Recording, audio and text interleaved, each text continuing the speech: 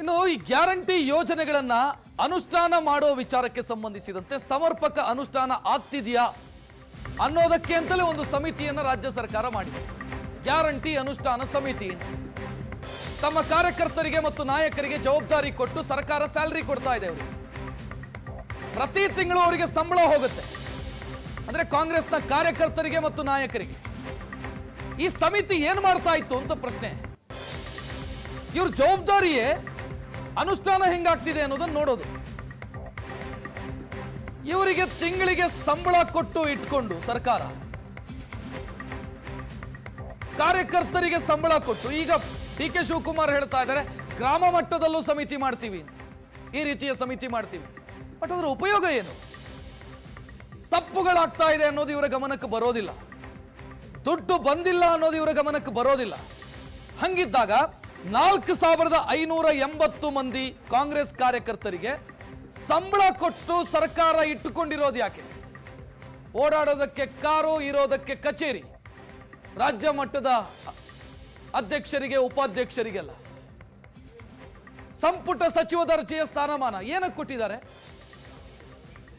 ಕತ್ತೆ ಕಾಯೋದಕ್ಕಿದ್ರ ಇವರು? ಹಂಗಿದ್ರೆ ಇಷ್ಟೆಲ್ಲ ಆಗ್ತಿದ್ರು ಗೊತ್ತಿಲ್ಲ ಅಂತಾದ್ರೆ ಈ ಪ್ರಶ್ನೆ ಸಹಜವಾಗಿ ಮೂಡುತ್ತೆ. ಹೆಚ್ಚಿನ ಡೀಟೇಲ್ ನೀಡೋದಕ್ಕೆ ನಮ್ಮ ಪ್ರತಿನಿಧಿ ಮುತ್ತಪ್ಪ ಫೋನ್ ಸಂಪರ್ಕದಲ್ಲಿ. ಮುತ್ತಪ್ಪ, ತಪ್ಪುಗಳಾಗಿದೆ, ಗ್ಯಾರಂಟಿ ಅನುಷ್ಠಾನ ಸಮಿತಿಯ ಗಮನಕ್ಕೆ ಬರೋದಿಲ್ಲ ಅಂತಾದ್ರೆ ಸರ್ಕಾರದ ದುಡ್ಡನ್ನ ಬಿಟ್ಟಿಯಾಗಿ ಪಡ್ಕೊಂಡು ಓಡಾಡೋದಕ್ಕೆ ಇರೋದ ಈ ಅನುಷ್ಠಾನ ಸಮಿತಿ? ರಕ್ಷತ್, ಈಗ ಕಂಡು ಬರ್ತಿರುವಂತಹ ಲೋಪದೋಷಗಳನ್ನ ನೋಡ್ತಾ ಹೋದ್ರೆ ತಾವು ಹೇಳಿದಾಗೆ ಇವರು ಕೇವಲ ಸರ್ಕಾರಿ ಕಾರುಗಳಲ್ಲಿ ಮತ್ತೆ ಸಚಿವ ಸಂಪುಟ ದರ್ಜೆಯ ಒಂದು ಹುದ್ದೆನ ಏನು ಎಂಜಾಯ್ ಮಾಡೋದಕ್ಕೆ ಈ ಒಂದು ಹುದ್ದೆನ ಪಡೆದುಕೊಂಡ್ರು ಕೂಡ ಗೊತ್ತಾಗ್ತಾ ಇದೆ. ಯಾಕಂತಂದ್ರೆ ಈ ಗ್ಯಾರಂಟಿಗಳನ್ನ ನಿರ್ವಹಣೆ ಮಾಡೋದಕ್ಕೆ 4580 ಜನರ ನೇಮಕವನ್ನ ಮಾಡ್ತಾರೆ. ಪ್ರತಿ ತಿಂಗಳು 1.94 ಕೋಟಿ ರೂಪಾಯಿ ಇವರಿಗೆ ಪ್ರತಿ ತಿಂಗಳು ಒಂದು ಗೌರವಧನವಾಗಿ ಕೊಡ್ತಾ ಇದ್ದಾರೆ. ಹೀಗಿದ್ರೂ ಸಹ ದೊಡ್ಡ ಮಟ್ಟದಲ್ಲಿ ಒಂದು ಲೋಪದೋಷಗಳು ಕೂಡ ಕಂಡು ಬಂದಿರುವಂತದ್ದು.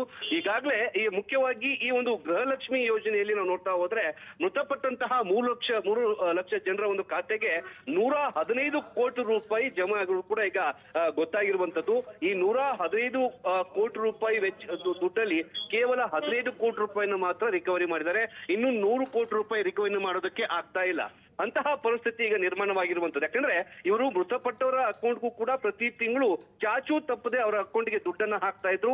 ಅದು ಕೂಡ ಜನರ ತೆರಿಗೆ ದುಡ್ಡನ್ನ ಹಾಕ್ತಾ ಇದ್ರು, ಅವರ ಮನೆಯಿಂದ ದುಡ್ಡು ಹಾಕಿದ್ದಲ್ಲ. ಇದು ಕೇವಲ ಉತ್ತರ ಕುಟುಂಬದವರಿಗೆ ಅಷ್ಟೇ ಅಲ್ಲ, ಇದರ ಜೊತೆಗೆ ಬೇರೆ ಯಾರ್ದೋ ಖಾತೆಗಳು ಇಲ್ಲದೆ ಇರುವಂತದ್ದು.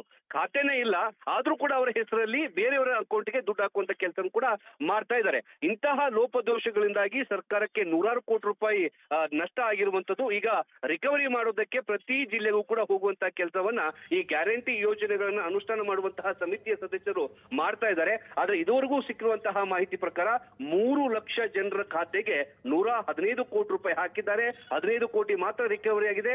100 ಕೋಟಿ ರೂಪಾಯಿ ಕೇಳಿದ್ರೆ ಬ್ಯಾಂಕ್ ಅವರು ನಮ್ಮ ಹತ್ರ ಇಲ್ಲ ಅಂತ ಹೇಳ್ಬಿಟ್ಟು ಕೈ ಎತ್ತಾ ಇದ್ದಾರೆ.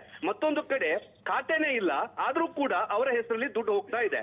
ಮತ್ತೊಂದು ಕಡೆ ಒಂದೇ ಖಾತೆಯಲ್ಲಿ 20 ಜನ ಗೃಹಲಕ್ಷ್ಮಿಯರ ದುಡ್ಡು ಹೋಗ್ತಾ ಇರೋದು ಕೂಡ ಗೊತ್ತಾಗ್ತಾ ಇದೆ. ಅಂದ್ರೆ ಸೊಸೆ ಅತ್ತೆ ಮನೆಯಲ್ಲಿ ಇರ್ತಾಳೆ, ಅವಳ ಗೃಹಲಕ್ಷ್ಮಿಯ ದುಡ್ಡು ಅವರ ತಾಯಿ ಮನೆಗೆ, ತವರು ಮನೆಯಲ್ಲಿರುವಂತಹ ಅಕೌಂಟ್ಗೆ ಹೋಗುವಂತ ಕೆಲಸ ಕೂಡ ಆಗ್ತಾ ಇದೆ. ಇಂತಹ ಲೋಪದೋಷಗಳು ಕೂಡ ಈಗ ಪತ್ತೆ ಆಗಿರುವಂತದ್ದು. ಅದು ಕೂಡ CAG ರಿಪೋರ್ಟ್ ಅಲ್ಲಿ ಪತ್ತೆ ಆಗಿದೆ. ಸದ್ಯಕ್ಕೆ ಈ ವಿಚಾರಕ್ಕೆ ಸಂಬಂಧಪಟ್ಟಂತೆ ಉತ್ತರ ಕೊಡೋದಕ್ಕೆ ಅಧಿಕಾರಿಗಳು ಕೂಡ ಸಮಜಾಯಿಸಿಲ್ಲ. ಯಾಕಂದ್ರೆ ಗ್ಯಾರಂಟಿ ಯೋಜನೆಗೆ ಯಾವುದೇ ಕೆಟ್ಟ ಹೆಸರು ಬರುತ್ತಂತೆ ನೀವೆಲ್ಲವೂ ಕೂಡ ನುಂಗ್ಕೊಂಡು ಕೆಲಸ ಮಾಡಿ ಅಂತ ಅಧಿಕಾರಿಗಳಿಗೆ ನಿರ್ದೇಶನ ಕೊಟ್ಟಿರುವಂತಹ ಕಾರಣಕ್ಕಾಗಿ ಲೋಪದೋಷಗಳು ಕಂಡು ಬಂದ್ರೂ ಕೂಡ ಅಧಿಕಾರಿಗಳು ಸುಮ್ಮನೆ ಇರುವಂತಹ ಪರಿಸ್ಥಿತಿ ನಿರ್ಮಾಣವಾಗಿತ್ತು. ಈಗ ಯಾವಾಗ ಆರ್ಥಿಕವಾಗಿ ಹೊರೆ ಬಿತ್ತು ಸರ್ಕಾರಕ್ಕೆ, ಈಗ ಇದನ್ನ ಆಡಿಟ್ ಮಾಡುವಂತಹ ಕೆಲಸವನ್ನ, ಇದನ್ನ ಪರಿಷ್ಕರಣೆ ಮಾಡುವಂತಹ ಕೆಲಸಕ್ಕೆ ಮುಂದಾಗಿರುವಂತದ್ದು. ರಕ್ಷತ್, ಥ್ಯಾಂಕ್ ಯು ಮುತ್ತಪ್ಪ ಮಾಹಿತಿಗೆ.